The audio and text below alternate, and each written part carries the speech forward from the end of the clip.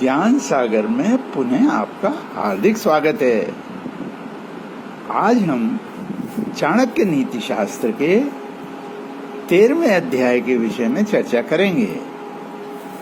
Number 1, आचार्य चाणक्य कर्म की प्रधानता और उपयोगिता की चर्चा करते हुए कहते हैं कि उज्जवल कर्म करने वाला मनुष्य अगर क्षण भर भी जिंदा रहे तो अच्छा है, किंतु दोनों लोकों के विरुद्ध कार्य करने वाला मनुष्य अगर एक कल्प तक भी जीता है तो व्यर्थ है। नंबर 2, यहाँ आचार्य चाणक्य बीती बात भुलाकर आगे की सुध लेने पर बल देते हुए कहते हैं कि बीती हुई बात पर दुखी नहीं रहना चाहिए, भविष्य के विषय में भी अधिक नहीं सोचना चाहिए। बुद्धिमान लोग वर्तमान समय के अनुसार ही व्यवहार करते हैं। नंबर 3, देवता, सज्जन पुरुष तथा पिता आपके अच्छे स्वभाव से प्रसन्न होते हैं। बी, विद्वान व्यक्ति आपकी मधुर वाणी से प्रसन्न होते हैं।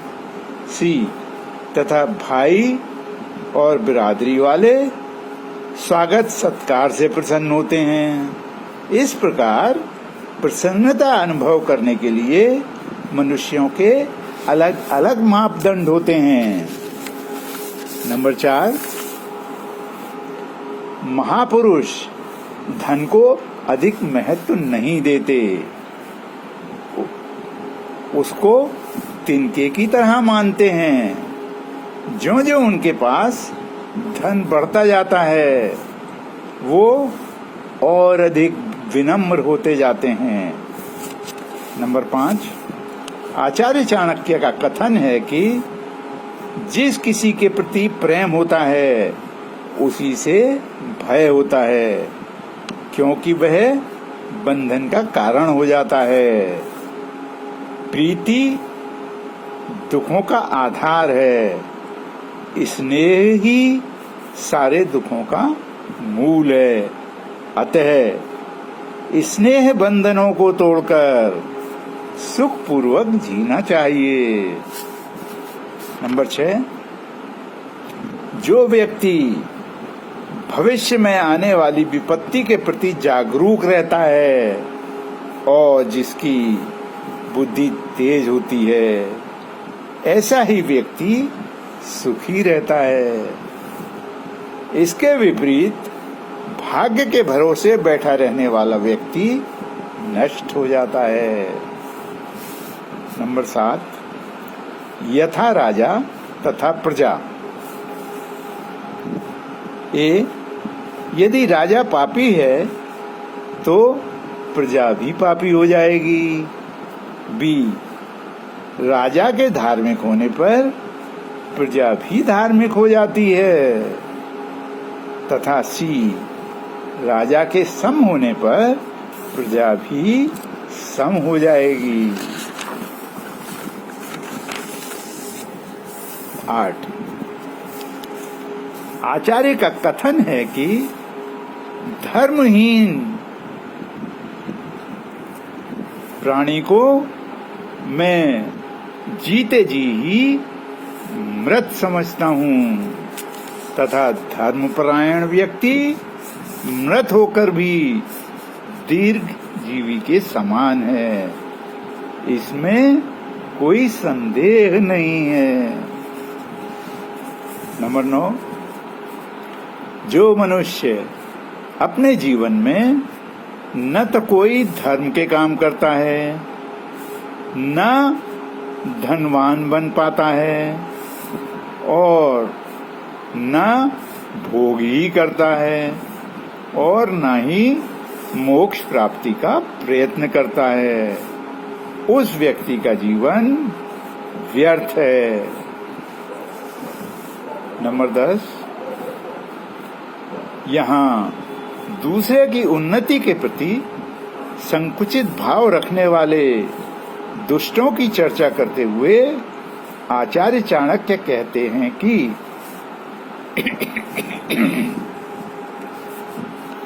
दुष्ट व्यक्ति दूसरों की उन्नति देखकर जलता रहता है। वह स्वयं तो उन्नति कर नहीं सकता, इसलिए वह दूसरों की निंदा करता रहता है। नंबर 11, मन को बुराइयों में लगाना ही बंधन है। मन को बुराइयों से हटा लेना ही मोक्ष का मार्ग प्रशस्त करता है। इस प्रकार मन ही बंधन या मोक्ष देने वाला है।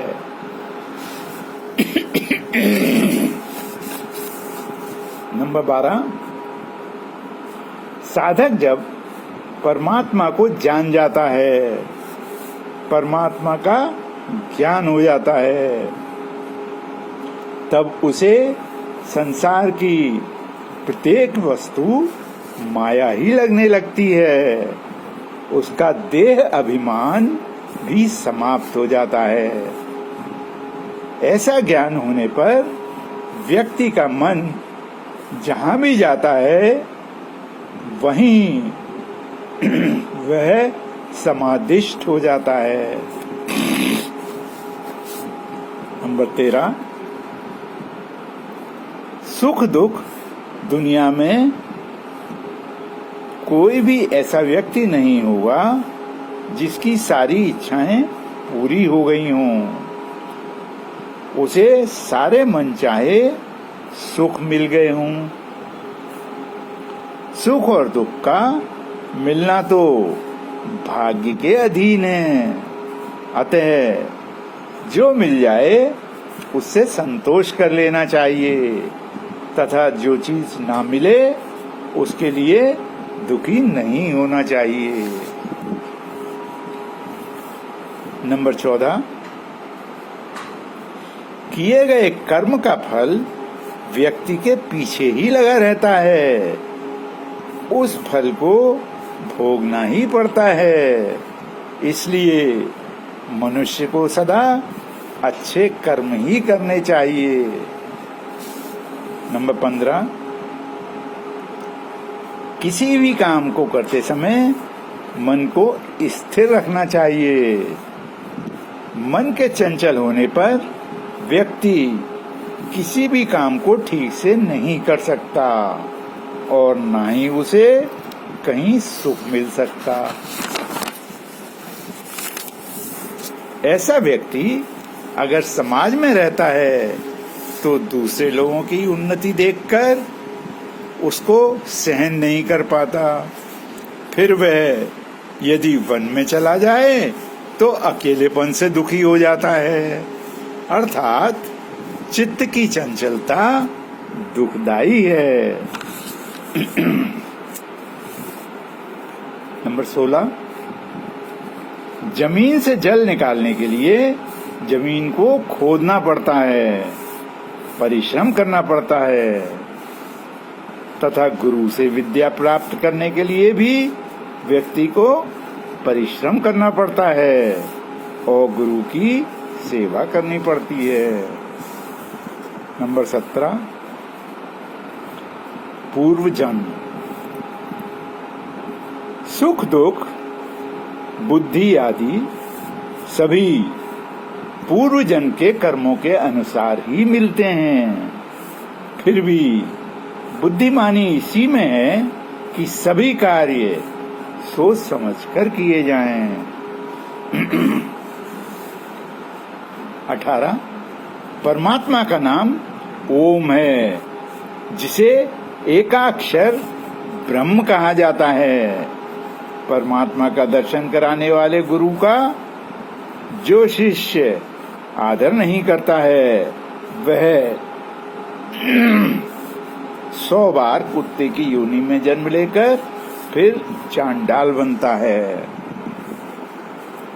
नंबर 19, आचार्य चाणक्य महापुरुषों के स्वभाव की चर्चा करते हुए कहते हैं कि युग का अंत होने पर चाहे सुमेरु पर्वत अपने स्थान से हट जाए और कल्प का अंत होने पर भले ही सातों समुद्र अपनी सीमा लांघकर विचलित हो जाएं, परंतु सज्जन पुरुष अपनी सच्चाई और परोपकार के मार्ग को कभी नहीं छोड़ते।